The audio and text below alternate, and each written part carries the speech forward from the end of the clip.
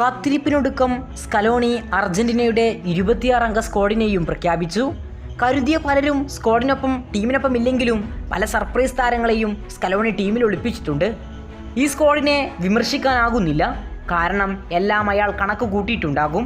ആരെല്ലാം കളത്തിലിറങ്ങണം, എപ്പോൾ കളത്തിലിറക്കണം, ഇതെല്ലാം 2022 വേൾഡ് കപ്പിലും കോപ്പോയിലും അതിനുശേഷം നടന്ന കോപ്പോയിലും എല്ലാം നമ്മൾ കണ്ടതാണ്.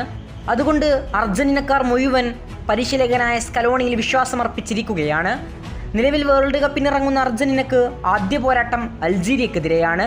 അതിനു മുമ്പ് 2 ഫ്രണ്ട്ലി മത്സരങ്ങളാണ് അർജന്റീനക്കുള്ളത്, ഹോണ്ടുറസിനെതിരെയും ഐസ്ലാൻഡിനെതിരെയും. ഈ 2 മത്സരത്തെയായിരിക്കും അർജന്റീനയുടെ സ്റ്റാർട്ടിംഗ് ലൈനപ്പ് തന്നെ തീരുമാനിക്കുക.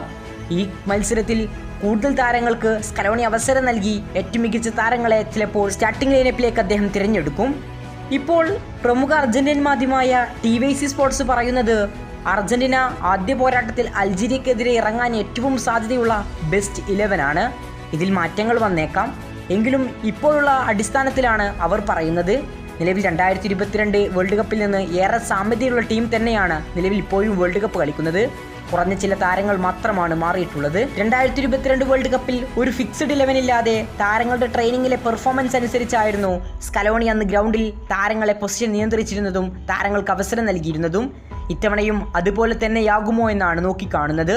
ഏതായാലും TVC സ്പോർട്സ് നൽകിയ ആ ഫസ്റ്റ് ബെസ്റ്റ് 11 നോക്കാം. അൾജീരിയക്കെതിരെയുള്ള ലൈനപ്പിൽ ഗോൾ കീപ്പറായിക്കൊണ്ട് അർജന്റൈൻ സൂപ്പർ താരം എമിലിയാനോ മാർട്ടിനസ് തന്നെയായിരിക്കും. പരിക്കൊന്നുമില്ലെങ്കിൽ ഗോൾ കീപ്പിംഗിൽ ഒരപ്രതീക്ഷിത മാറ്റവും ഉണ്ടാവില്ല. അവിടെ അർജന്റീനക്കാരുടെ ഹീറോ എമിലിയാനോ തന്നെയായിരിക്കും. ഇനി റൈറ്റ് ബാക്ക് പൊസിഷനിൽ നൗഹേൽ മൊളിന. ക്ലബ്ബ് തലത്തിൽ അത്ര മിന്നുന്ന ഫോമിലല്ലെങ്കിലും മൊളിന തന്നെയായിരിക്കും അർജന്റീനക്കായി സ്റ്റാർട്ട് ചെയ്യുക. സെൻട്രൽ ബാക്ക് പൊസിഷനിൽ പരിക്കുമാർ തിരിച്ചെത്തുന്ന ക്രിസ്റ്റ്യൻ റൊമേറോ തന്നെയായിരിക്കും ഫസ്റ്റ് 11 ഇറങ്ങുക. ലിസാൻഡ്രോ മാർട്ടിനസിന് പകരം പരിചയസമ്പത്തുള്ള അർജന്റൈൻ സൂപ്പർ താരമായ നിക്കോളാസ് ഒട്ടമെൻഡിയായിരിക്കും അർജന്റീനയുടെ സെൻട്രൽ ബാക്കിൽ മറ്റൊരുത്തൻ എന്നാണ് TVC സ്പോർട്സിന്റെ റിപ്പോർട്ടിൽ പറയുന്നത്. അതുപോലെ തന്നെ ലെഫ്റ്റ് ബാക്ക് ആയിക്കൊണ്ട് ടാഗ്ലിയാഫിക്കോ.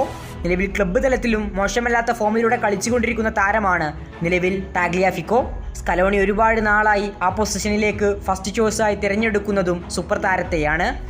ഇനി മധ്യനിരയിൽ ചെൽസി സൂപ്പർ താരമായ എൻസോ ഫെർണാണ്ടസ് അർജന്റീൻ മധ്യനിരയിലെ പ്രധാന താരമാണ്. ഇനി മാക്കലിസ്റ്ററിന്റെ പൊസിഷനിൽ ഒരുപക്ഷെ ലിയാൻഡ്രോ പെരഡസ് ഇറങ്ങാനാണ് സാധ്യത എന്നാണ് TVC സ്പോർട്സ് പറയുന്നത്. ഒരുപക്ഷെ ലിയാൻഡ്രോ പെരഡസ് ആയിരിക്കും ഡിഫൻസീവ് മിഡ്ഫീൽഡർ റോൾ കൈകാര്യം ചെയ്യുക. മാക്കലിസ്റ്റർ ബെഞ്ചിൽ നിന്നായിരിക്കും തുടങ്ങുക.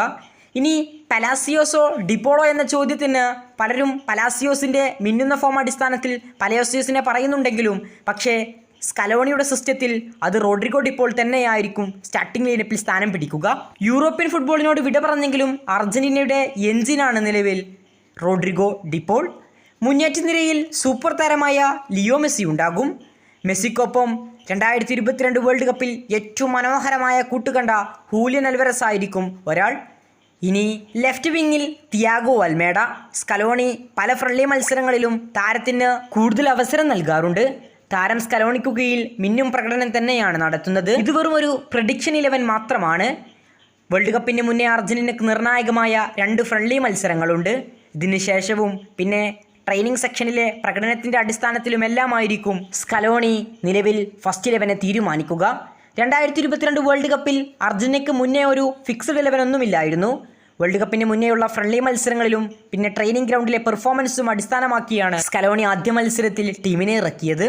അങ്ങനെ പിന്നീടുള്ള മത്സരങ്ങളിലെല്ലാം ചെറിയ മാറ്റങ്ങൾ വരുത്തിക്കൊണ്ട് ടീമിനെ ഏറ്റവും മികച്ചതാക്കി. ഇത്തവണ യുവ സൂപ്പർ താരങ്ങളിൽ വളരെ വലിയ പ്രതീക്ഷയാണ് അർജന്റീന പരിശീലകനായ സ്കലോണിക്കും അർജന്റീന ആരാധകർക്കുമെല്ലാം ഉള്ളത്. 21 വയസ്സുകാരനായ വാലന്റൈൻ ബാർക്കോ, 21കാരനായ നിക്കോളാസ് പാസ്, ഇവരിലെല്ലാം വലിയ പ്രതീക്ഷയാണ് നിലവിൽ ആരാധകർക്കുമുള്ളത്. നിങ്ങളുടെ ഒപ്പീനിയൻ അനുസരിച്ച് അർജന്റീനയുടെ ഫസ്റ്റ് 11 ആരൊക്കെയായിരിക്കും ഉണ്ടാവുക? മറക്കാതെ കമൻറ്റ് ബോക്സിൽ നിങ്ങളുടെ ഒപ്പീനിയൻ രേഖപ്പെടുത്തുക.